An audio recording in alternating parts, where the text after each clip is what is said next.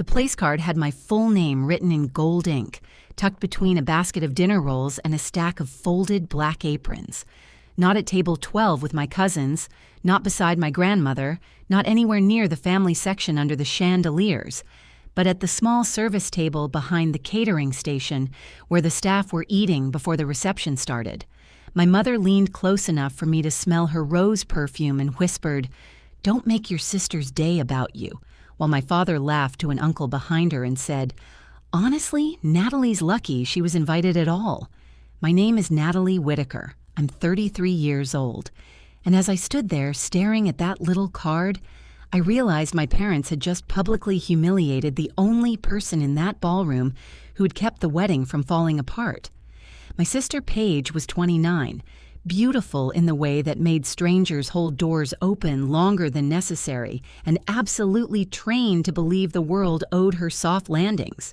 The wedding was at Briar Glen Estate, one of those restored manor houses with white columns, ivy on the brick, and bathrooms nicer than most apartments. There were pale blue hydrangeas everywhere because Paige had cried in February when the florist suggested seasonal greenery instead. There was a string quartet because my mother said, "Paige deserves timeless." There was a champagne tower, hand-calligraphed menus, velvet chairs, and a 5-tier cake with sugar flowers so delicate the baker delivered it herself. Everyone kept saying how perfect it was. No one said my name. 3 months earlier, Paige's fiancé's parents had backed out of paying their portion after some business trouble they were too proud to explain. My parents panicked. Paige screamed that she would be humiliated in front of everyone. My mother called me at 11:40 at night, sobbing into the phone like someone had died. "Natalie, please," she said. "You're good with money. You've always been the responsible one."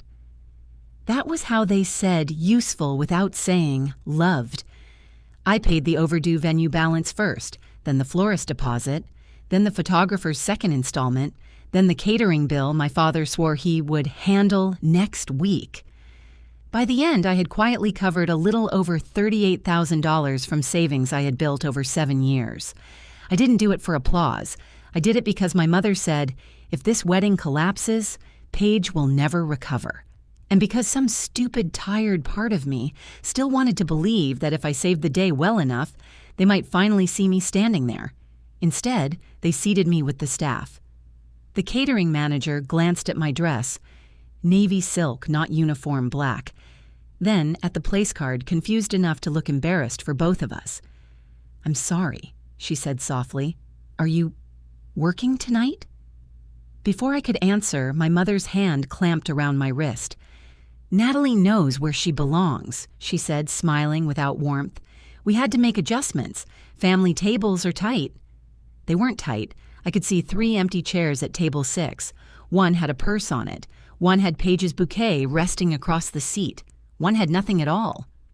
My father came over holding a glass of bourbon and wearing the proud, flushed expression he always wore when Paige was being admired. He didn't ask if I was okay. He didn't ask why I was standing near the coffee urn with my clutch pressed to my stomach. He just said, "Don't start." That was his whole parenting style with me. Don't start, don't embarrass us, don't be difficult, don't expect what your sister gets naturally. Then Paige appeared at the top of the stairs in her gown, glowing under the lights, and the entire room turned toward her like flowers toward sun. My mother began crying. My father put a hand over his heart. I stood behind a tray of butter portions and watched them worship the daughter whose wedding they couldn't afford, and then I saw the planner walking toward us from the back hallway, holding a cream folder against her chest. Her face wasn't smiling anymore. The planner's name was Celia Grant, and she had the kind of calm that made disasters feel scheduled. All evening, she had floated through the room with a headset and clipboard, gently redirecting florists, cousins, and one very drunk groomsman. Now she walked straight to me, not to my mother, not to my father, to me. "Natalie," she said quietly, "do you have a moment?" My mother's grip tightened on my wrist. "She's busy." Celia's eyes dropped to my mother's hand, then rose again. "I need to speak with the account holder." The words landed like a fork hitting crystal. My father's smile twitched. "Account holder?"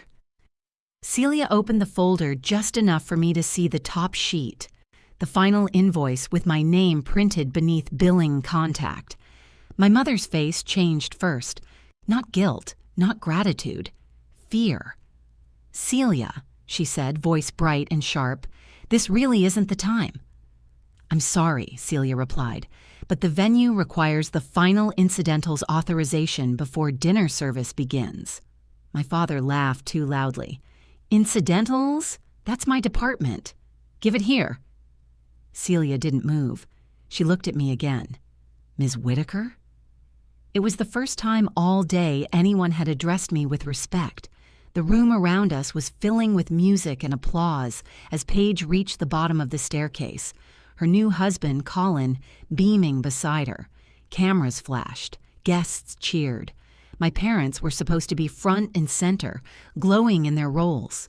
Instead, they were trapped beside the catering station, staring at a folder that could ruin the story they'd been telling everyone, because they had told people they paid for this wedding.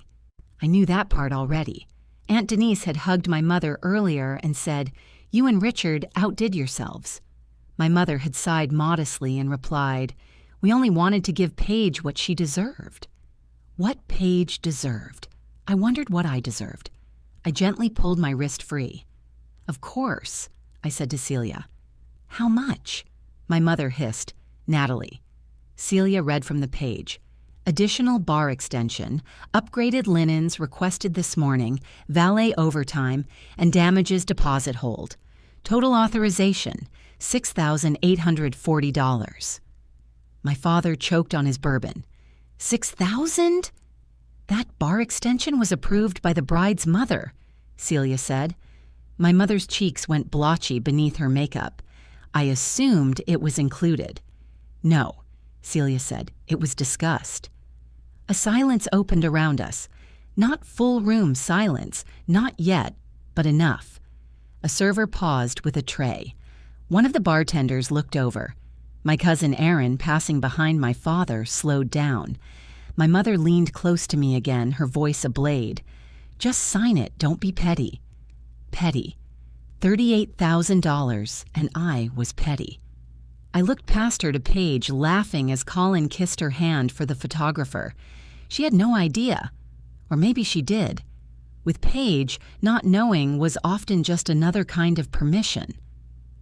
"When were you going to tell me about the extra charges?" I asked. My father stepped between us slightly, lowering his voice. "You don't get to interrogate your mother in public." "I'm not interrogating her," I said. "I'm asking why I'm seated with the caterers at a wedding I paid for." Erin stopped completely. My mother went white. Celia's expression didn't change, but her hand tightened on the folder. My father whispered, "Shut your mouth." And for the first time in my life, I didn't. "I'm done being quiet," I said. My father's eyes hardened, the way they used to when I brought home a report card with 1B and Paige brought home a participation ribbon. "This is your sister's wedding." "Yes," I said, and I made sure she had one. Erin's mouth fell open. A server turned away like she was trying not to listen, but the damage was already spreading. Whispers moved faster than music. My mother grabbed my elbow this time. "Come outside." "No." One word, small, clean, years overdue. Celia cleared her throat. "Ms. Whitaker, I do need either authorization or a decision to decline the additional charges." My mother snapped. "She'll authorize it." "No," I said. My mother stared at me as if I had slapped her. "The original balances are paid," I continued. "The contracted meal, venue, flowers, music, photography, all paid. By me. But I'm not paying for a longer open bar so Mom can impress people who think she wrote the checks." My father's face flushed deep red. "You ungrateful—" That almost made me laugh. "Ungrateful for what?" I asked. Being hidden behind the coffee urn? Being told I was lucky to be invited? Watching you take credit for money you begged me for? My voice shook, but it didn't break. Across the room, Paige finally noticed something was wrong. Her smile faltered. Colin followed her gaze to us. The photographer lowered his camera. Then Aunt Denise appeared, pearls swinging at her throat. "What is going on?" My mother turned to her with desperate speed. "Nothing. Natalie is having a moment." I looked at my aunt. "Mom and Dad didn't pay for the wedding. I did." Aunt Denise blinked. "What?" "Don't listen to her," my father said. "She's emotional." Celia, bless her professional little headset, opened the folder and said, "The billing, contact, and payment records are under Natalie Whitaker." My mother made a strangled sound. Aunt Denise looked from Celia to me, then to my parents. "Richard?" My father said nothing. That silence was the loudest confession he'd ever made. Paige started toward us, lifting her skirt with both hands. "Why is everyone standing around? We're supposed to do introductions." My mother rushed to meet her. "Sweetheart, go back. Everything's fine." But Paige's eyes had already found the folder, then my face, then the service table. Her expression shifted. Irritation first, then calculation. "Natalie," she said tightly, "please don't do this right now." Something inside me went cold. Not what happened. Not why are you sitting there. Just don't. "You knew," I said. Paige looked away for half a second. That was enough. Colin stopped beside her. "Knew what?" No one answered him. So I did. "That your parents put me at the staff table after I paid for your wedding." Colin's face drained of color. Paige whispered my name like a warning. But my mother, cornered and shaking, made the mistake of saying, "Well, if you wanted a family seat, maybe you should have acted like family more often." The room went still. Even the quartet seemed to miss a note. I looked at her. This woman I had spent my whole life trying to earn, and finally understood there was no amount of giving that could make her love me fairly. I turned to Celia. "I decline the additional charges." Celia gave one small nod. "Understood." My mother lunged forward. "You can't decline them." I just did. "The bar has to stay open," Paige said, her voice rising. "We promised everyone premium cocktails until midnight." "No," Celia corrected gently. "The contract includes beer, wine, and signature cocktails until 10:30. The premium extension was requested this afternoon and remained unpaid." Paige stared at my mother. "You said it was handled." My mother looked everywhere except at her. Colin's jaw tightened. "Paige, did you know Natalie paid for all this?" Paige's lips parted. "Not all of it." The answer was worse than yes. I laughed once, empty and sharp. "So you knew enough." Guests were fully watching now. My parents had spent decades teaching me that public image mattered more than private cruelty. I wondered how it felt to have the lesson turned around. My father stepped close, lowering his voice to that old dangerous softness. "If you walk out of here, don't bother coming back." I looked at him. For years, that sentence would have folded me in half. It would have sent me apologizing, explaining, paying, shrinking. Now, it sounded like a door opening. "Okay," I said. His face changed. "What?" "I won't." Aunt Denise covered her mouth. Aaron murmured, "Nat." But I was already reaching into my clutch for my phone. My hands trembled as I opened my banking app and pulled up the transfers, the card payments, the invoice confirmations. Not to prove anything to my parents. They knew. I turned the screen toward Colin. Venue balance, catering, florist, photographer, cake, quartet, rentals. I scrolled slowly. Your wedding wasn't saved by them. It was saved by someone they seated with the staff. Colin looked sick. Then, very quietly, he asked Paige, "Did you thank her?" Paige's eyes filled, but not with remorse, with panic. "This is humiliating." "Yes," I said, "it is." For 1 second, I thought she might hear me. Instead, she whispered, "Why couldn't you just let me have today?" There it was. The whole family motto in bridal satin.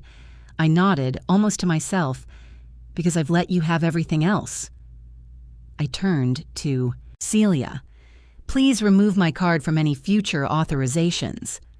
"Of course," she said. My mother made a wounded noise. "Natalie, stop. We can talk about this tomorrow. No, we can't. Tomorrow you'll tell me I overreacted. Dad will say I embarrassed the family. Paige will cry until I apologize. And somehow I'll end up paying for the honeymoon upgrade too. Paige flinched. I blinked. Oh my God, there is a honeymoon upgrade. No one spoke. I didn't need them to. I smiled, but it hurt. Congratulations. Then I picked up the little gold place card from beside the aprons. Natalie Whitaker. Beautiful lettering. Wrong table. I placed it in my father's bourbon glass. I'm done funding my own disrespect. And I walked out past the hydrangeas, past the champagne tower, past every staring relative who had called my mother generous. Behind me, Paige shouted my name. For the first time ever, I didn't turn around. I made it to the front steps before I started shaking. Not crying, not yet, just shaking, like my body had been carrying a storm for 33 years and finally had permission to set it down.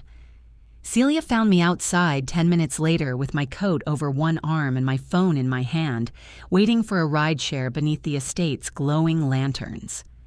I removed your card, she said, and I'm sorry. I nodded. Thank you for saying my name in there. Her expression softened. You deserved better than a place card by the aprons. That was when I cried.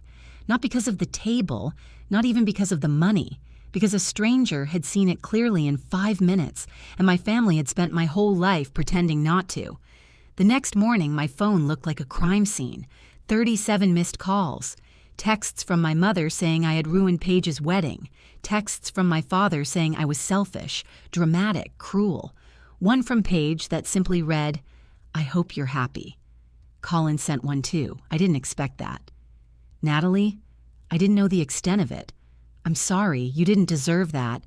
It wasn't enough to fix anything, but it was enough to prove I hadn't imagined the room. I blocked my parents for 2 weeks. Then 2 weeks became 2 months. Paige never apologized. My mother mailed me a handwritten letter that said, We're willing to move forward if you can admit your part. I sent it back unopened. The only family I kept were the ones who called without asking me to smooth things over. Aunt Denise took me to lunch and cried into her napkin. Aaron showed up at my apartment with soup and said, I should have spoken up sooner. Yes, I told him. He nodded. I know. 6 months later, I used what was left of my savings for something no one could take credit for. A small condo with morning light. The first night there, I ate takeout on the floor because I didn't own a dining table yet. There were boxes everywhere, a half-built bookshelf leaning against the wall, and a cheap bottle of sparkling wine, sweating beside my paper plate.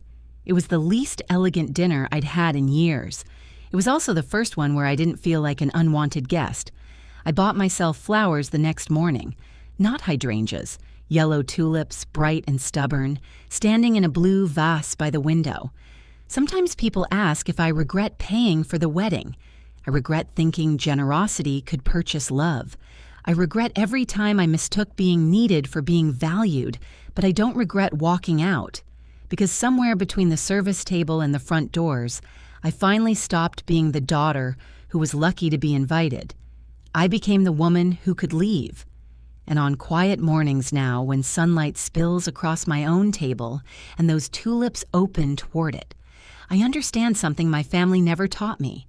A seat means nothing if you have to beg for it. So I built my own. If you were in my place, would you have stayed quiet or walked out too? If this story stayed with you, tell me in the comments what you would have done in my place. And if you want more stories like this, please like the video and subscribe to the channel.